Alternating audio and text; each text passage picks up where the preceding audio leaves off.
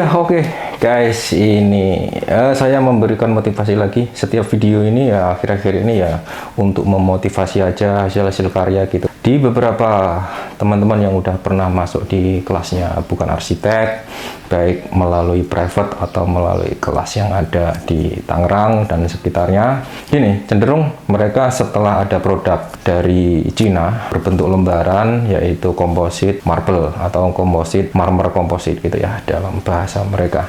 Nah, supaya teman-teman tidak merasa spiritnya yang awal mulanya belajar membuat karya-karya seni resin epoksi, yang merasa semangatnya berkurang karena wah percuma ya saya membuat dekoratif epoksi resin, terus kemudian ini ada panel yang harganya lebih murah dan sangat terjangkau dan cepat masangnya. Oke, memang seperti itu persaingan industri di dunia ini ya, apalagi Cina memang selalu inovatif dengan produk-produk mereka gitu. Nah, saya di akhir-akhir ini di video mungkin yang ketiga ini, bahkan sebelumnya juga sudah ada saya buatin motivasi untuk membuat karya-karya seni, sehingga yang pernah belajar dan yang akan belajar tetap makin semangat untuk menggali atau semakin kepengen tahu mengenai resin art di Indonesia dan bahkan di dunia global ini. Sehingga gini ya, ketika yang udah belajar itu tetap masih kepengen melanjutkan atau mengembangkan ide-ide kreatif. Salah satunya yang kemarin saya membuat kaligrafi, kemudian saya membuat meja yang ada lekuk-lekuannya, terus kemudian ada juga video yang membuat backdrop juga ada lekuannya, dan itu tidak bisa dibuat memakai marmer komposit produk dari Cina. Bisanya cuma memakai epoxy resin. Sehingga kalian yang pernah belajar dengan saya secara online, offline itu makin semangat gitu. Artinya nggak sia-sia. Kalian belajar di channel saya baik offline dan online gitu. Jadi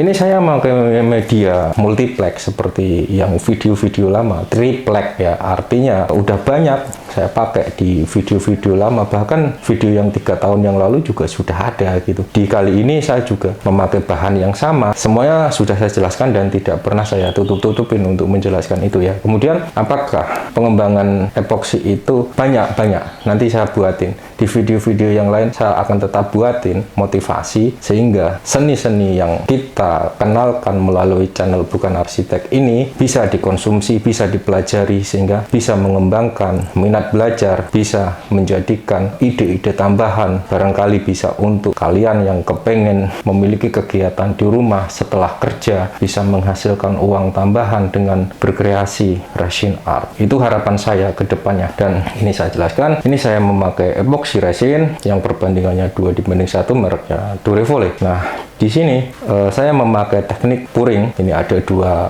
step. Ini step pertama sudah jadi. Nah, di step pertama ini medianya sebelumnya sudah saya tutup dulu permukaan pori-porinya, karena media yang berpori-pori, misalkan seperti kayu atau triplek, itu wajib ditutup pori-porinya. Bisa memakai dempul dan bisa memakai primer. Kalau saya suka memakai dempul sanpolak atau dempul besi yang dipakai untuk dempul mobil gitu, karena cepat ya prosesnya. Setelah kering, saya amplas, kemudian saya tuang di base pertama ini. Di lapisan pertama ini, saya hanya memakai 2 warna, yaitu putih sama warna hitam ke biru-biruan gitu.